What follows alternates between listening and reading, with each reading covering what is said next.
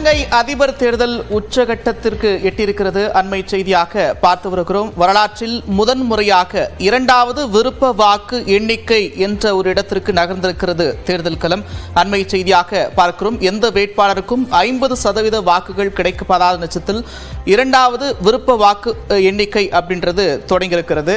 கூடுதல் விவரங்களோடு நியூஸ் 18 செய்தி ஆசிரியர் திரு கார்த்திகை செல்வன் அவர்கள் இணைக்கிறார். அவரோடு பேசலாம். சார் வணக்கம். வணக்கம் நந்தா.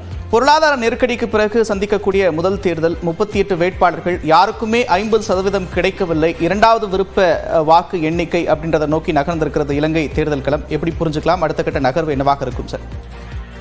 நீங்க குறிப்பிட்டது போல முதல் முறையா இலங்கை தேர்தல் களத்துல ஒரு இரண்டாவது விருப்ப வாக்குகளை எண்ணக்கூடிய ஒரு சூழல் ஏற்பட்டிருக்கிறது. இதுதான் இலங்கை தேர்தல் வரலாற்றிலேயே முதல் முறை.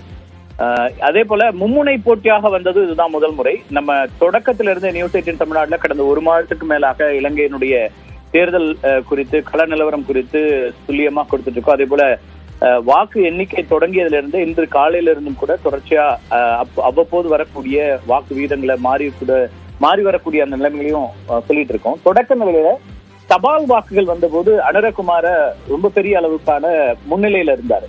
கடந்த தேர்தலில் 3.16% தானாலும் இந்த முறை அவருடைய வாக்குகள் அப்படிங்கிறது மிகப்பெரிய அளவுக்கு கூடுதலாக வந்திருக்கிறது. கிட்டத்தட்ட 10 மடங்கு வாக்குகளை கூடுதலாக அவர் பெற்றிருக்கிறார்னு சொல்லலாம் இப்போது இருக்கக்கூடிய அந்த சூழலையும் கூட. ஆனால் ஆரம்ப கட்டத்துல தொடக்க நிலையில தபால் வாக்குகளை எண்ணக்கூடிய நிலைமையில இருந்த அந்த வாக்கு வித்தியாசம் இப்போதும் அவர் தான் முன்னிலையில இருக்காரு. ஆனால் அவர் ஒரு 30.6% வாக்குகள், அதே போல அடுத்ததா வரக்கூடிய சஜித் பிரேமதாசா 26.6, கிட்டத்தட்ட ஒரு 3.5-4% வாக்குகள் தான் முதல் 2 வேட்பாளர்களுக்குள்ள இருக்கக்கூடிய ஒரு வித்தியாசமா இருக்கு அப்படிங்கிற இடத்துல இருந்து.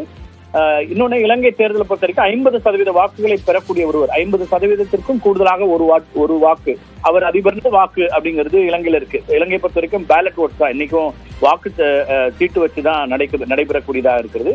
1,70,00,000 பேர் வாக்களிக்கக்கூடிய அந்த இதுல இருக்காங்க. அதுல இந்த விருப்ப வாக்குங்கிறதுல முதல் ஓட்டு, 2வது ஓட்டு, 3வது ஓட்டு அப்படின்னு ஒரே வேட்பாளர், ஒரே வாக்காளர் 3 வேட்பாளர்களுக்கு வாக்குகளை கொடுக்க முடியும். முன்னுரிமை அடிப்படையில கொடுக்க முடியும். அப்படிதான் இந்த முறை இப்ப யாருக்கும் அறுதி பெரும்பான்மை இல்ல, 50% கிடைக்கலங்கிறதுனால இரண்டாவது அந்த விருப்ப வாக்குகளை எண்ணக்கூடியது, 3வது விருப்ப வாக்குகளை எண்ணக்கூடிய நிலை அப்படிங்கிறது போயிருக்கு. இதுல ஏன் தொடக்க நிலையில அனுர முன்னிலை வந்தாருன்னா அதுக்கு ஒரு காரணம் இருக்கிறது. இலங்கை பொறுத்த வரைக்கும் கிட்டத்தட்ட 22 லட்சம் பேர் அரசு ஊழியர்களாக இருக்கிறாங்க. அனுர தலைமை வைக்கக்கூடிய அந்த கூட்டமைப்பு, ஐக்கிய மக்கள் சக்தி, அந்த கூட்டமைப்பாகட்டும், அது என்பிபின்னு அவங்க சொல்றாங்க. அதே போல அவருடைய ஒரிஜினலா இருக்கக்கூடிய ஜேவிபியினுடைய கட்சி மக்கள் விடுதலை முன்னணி, இது அடிப்படையில ஒரு தொழிலாளர்களை அடிப்படையாக கொண்டது, மார்க்சிஸ்ட் சிந்தனையை கொண்ட ஒரு அமைப்புங்கிறதுனால பெரும்பாலான அரசு ஊழியர்கள் ஆதரவுங்கிறது அனுரகுமார திசாநாயக்கருக்கு, அவங்க கிடைக்கக்கூடிய ஏடிகேன்னு அவங்க சொல்லக்கூடிய அந்த தலைவருக்கு தான். அவர் தான் புதிய புயலா இப்ப வந்திருக்காரு. அவருக்கு அதிகமா கிடைக்கக்கூடியதா இருந்துச்சு. ஏன்னா தொழிற்சங்கங்களுடைய ஆதரவு முழுக்க அவர் இருந்துச்சு.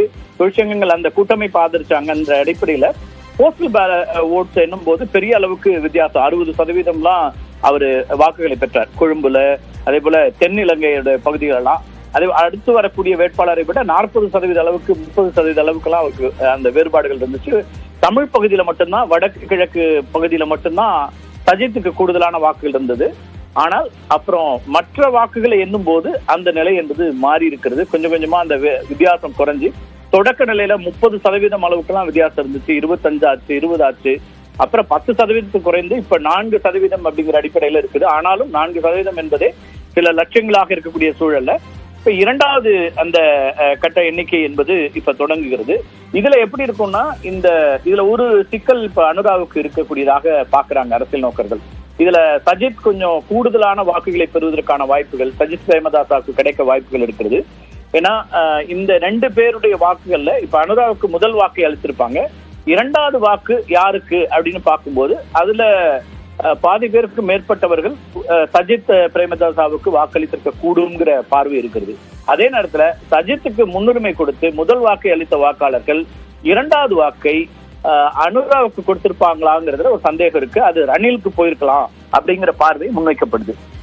அப்ப இந்த இரண்டாவது விருப்ப வாக்கு அப்படிங்கிற இடத்துல இருந்து சஜித் பிரேமதாசாவுக்கான கூடுதலான ஒரு அட்வான்டேஜ் கிடைக்கலாம்ங்கிற ஒரு பார்வையும் இருக்கு. ஆனாலும் இப்போதும் அனுரா தான் முன்னிலையில் இருக்கிறாரு. அனுரகுமார திசநாயக்காவுடைய வெற்றி உறுதி செய்யப்படல. ஆனால் முன்னிலை என்பது தொடர்ச்சியா அவர் தான் இருக்காரு. எப்போதுமே பின்னடைவை சந்திக்கல, தொடர்ச்சியா முன்னிலையில இருக்காரு. ஆனா இந்த விருப்ப வாக்கு என்று வரும்போது இருக்கக்கூடிய ஒரு சிக்கலா பாக்குறது, ஏன்னா சஜித் பிரேமதாசாவும் ரணில் விக்ரமசிங்கேவும் கிட்டத்தட்ட ஒன்றாக இருந்தவர்கள் பிரிந்துதான் இன்னைக்கு போட்டி களத்துக்கு வந்திருக்கிறாங்க. அவர்களை ஆதரிக்கக்கூடியவர்களுடைய மனநிலை கிட்டத்தட்ட ஒன்னாதான் இருக்கும். அவங்களுடைய கொள்கை, அவங்களுடைய சித்தாந்தம் எல்லாமே ஒரே விதமாக இருக்கும். அதனால அவங்கள இரண்டாவது மூன்றாவது அந்த வாய்ப்புகள் என்பது இங்க போயிருக்கலாம். இன்னொன்னு கூடுதலா சஜித்துக்கான கூடுதல் வாய்ப்பு அப்படின்னு பார்க்கப்படுது. இப்ப வடக்கு கிழக்கு பகுதியில் இருக்கக்கூடிய தமிழ் மக்கள் சஜித்துக்கு தான் வாக்களிச்சிருக்கிறாங்க முதன்மையாக. ஆனால் இரண்டாவதா அங்க இருக்கக்கூடிய தமிழ் பொது வேட்பாளர் அரியநேந்தனுக்கும் வாக்குகள் வந்திருக்கு. கிட்டத்தட்ட அவர் 2 லட்சத்துக்கும் மேலான வாக்குகளை பெற்றிருக்கிறார். இப்ப அரியநேந்தனுக்கு வாக்களித்தவர்கள்ல அவர்களுடைய 2வது வாக்கு யாருக்கு போகும்னா அதுலயும் சஜித் பிரேமதாசாவுக்கு போகலாம் அப்படிங்கிற ஒரு கணிப்பு இருக்கிறது. ஏன்னா தமிழ் கூட்டமைப்பு பெருமளவுக்கு இலங்கையில் இருக்கக்கூடிய தமிழரசு கட்சி உள்ளிட்டவர்கள்லாம் சஜித் பிரேமதாசாவுக்கு ஆதரவு தெரிவிச்சிருக்கிறாங்க. இந்தியாவுடைய ஆதரவும் கிட்டத்தட்ட சஜித் ஆதரவு நிலையில தான் இருந்தது. இந்திய அதிகாரிகள்லாம் அங்க இலங்கைக்கு சென்ற போது, கொழும்புல தமிழ் தலைவர்களை சந்தித்த போது அவங்க சஜித்துக்கான ஆதரவு நிலைப்பாட்டை எடுக்க சொல்லியிருந்தாங்க. அந்த அடிப்படையில பார்க்கும்போதும் சஜித் இந்த 2வது சுற்று அப்படிங்கிறதுல கூடுதலான வாக்குகளை பெறலாம் அப்படிங்கிறது இருக்கு. ஆனால் அந்த கூடுதல் வாக்குகள்ங்கிறது அனுராவுடைய வெற்றியை பாதிக்கக்கூடிய அளவுக்கு மாறுதா அப்படிங்கிறத இப்ப இருக்கக்கூடிய முக்கியமான கேள்வியா இருக்கு. தென்னிலங்கையை பொறுத்த வரைக்கும் இலங்கையினுடைய தென்பகுதியில சிங்கள மக்கள் பெரும்பான்மையா இருக்கக்கூடிய 75% சிங்கள மக்களுடைய ஆதரவுல இந்த 2வது விருப்ப வாக்கு அப்படிங்கிறதுல எப்படி மாறுகிறதுங்கிறது பொறுத்தும் சூழல் மாறலாம். நந்தா, இன்று மாலை 6 மணி வரைக்கும் கூட ஆகலாம் ஒரு அதிகாரப்பூர்வமான அறிவிப்பு வருவதற்கு. ஆனால் இது ரொம்ப பெரிய ஒரு கவனத்தை ஈர்க்கக்கூடிய ஒரு தேர்தலாக மாறி இருக்கிறது. யாருமே எதிர்பார்க்கல. உலக நாடுகள் பெருசா தொடக்கத்துல அனுரா இந்த மாதிரி ஒரு போட்டி களத்துல இருப்பாருன்னு எதிர்பார்க்கல.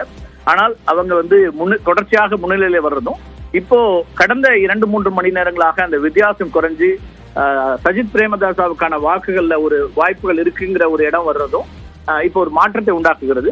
இதுல நீங்க ஏற்கனவே குறிப்பிட்டது போல இளைஞனுடைய வரலாற்றுல முதல் முறையாக இந்த 2வது விருப்ப வாக்கு 3வது விருப்ப வாக்கு என்பது எண்ணப்படக்கூடிய ஒரு சூழல் வந்திருக்கிறது.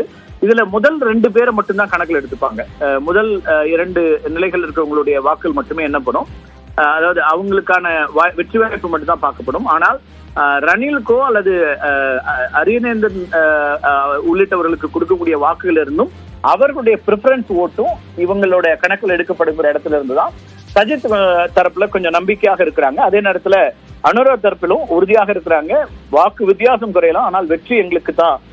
நாளை அவர் ஒரு பதவியேற்பு அப்படிங்கறது ரொம்ப சிம்பிளா பதவியேற்கலாங்கிற அளவுக்கு திட்டமிடல்கள் இருக்கிறது. 50 நாட்களுக்குள்ளாக பாராளுமன்றத்துக்கான தேர்தலை நடத்துவது உள்ளிட்ட அடுத்தடுத்த இடங்களுக்கு போறாங்க.